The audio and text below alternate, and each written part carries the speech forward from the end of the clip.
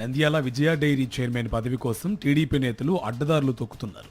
చట్టానికి విరుద్ధంగా police బలగాలతో dairy ఎన్నికలు సవ్యంగా జరగకుండా కుట్రలు పన్నుతున్నారు.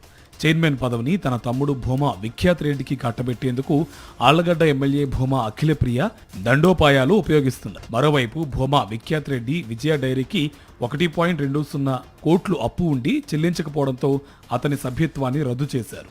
దీంతో పాల సొసైటీ అధ్యక్షుడు కాకపోతే చైర్మన్ కావడం సాధ్యం కాదని భావించి ఆళ్లగడ్డ నియోజకవర్గంలోని ముత్యాలపాడు పాల సొసైటీలో సభ్యత్వం లేకుండానే అధ్యక్షుడిగా విఖ్యాత్ రెడ్డి ఎన్నికైనట్టు ప్రకటించుకున్నారు.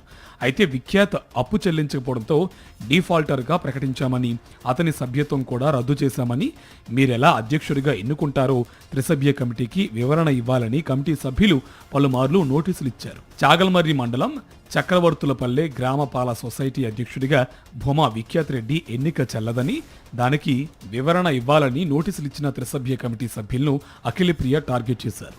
ఇందులో భాగంగా డైరెక్టర్లు పిపి మధుసూదన్ రెడ్డి, గంగుల విజయసింహారెడ్డి, రవికాంత్ రెడ్డి, ఎండి ప్రదీప్ కుమార్లను బైండ్ ఓవర్ చేసేందుకు కుట్ర పన్నారు.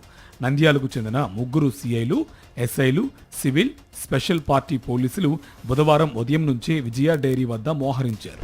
బైండ్ ఓవర్ కుట్రలో భాగంగా రవికాంత్ రెడ్డిని అదుపులోకి తీసుకుని పోలీస్ స్టేషన్లో ఉంచారు. మిగిలిన 2 డైరెక్టర్లతో పాటు ఎండీని బైండ్ ఓవర్ చేసేందుకు ఉపక్రమించారు. అయితే నోటీసులు ఇవ్వకుండా స్టేషన్కు రమ్మంటే ఎలా వస్తామని వీరు ప్రశ్నించగా రావాల్సిందేనని పోలీసులు పట్టుబట్టారు. దీంతో డైరీ వద్ద రోజంతా ఉద్రిక్త వాతావరణం నెలకొంది.